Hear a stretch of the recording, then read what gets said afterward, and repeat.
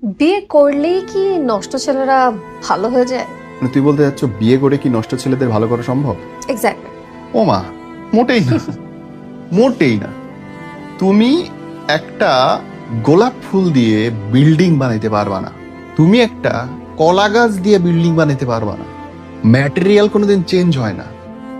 ইট দিয়েই বিল্ডিং বানাইতে হবে, রড দিয়ে বিল্ডিং বানাইতে হবে। আবার রড তুমি খাইতে পারবা না।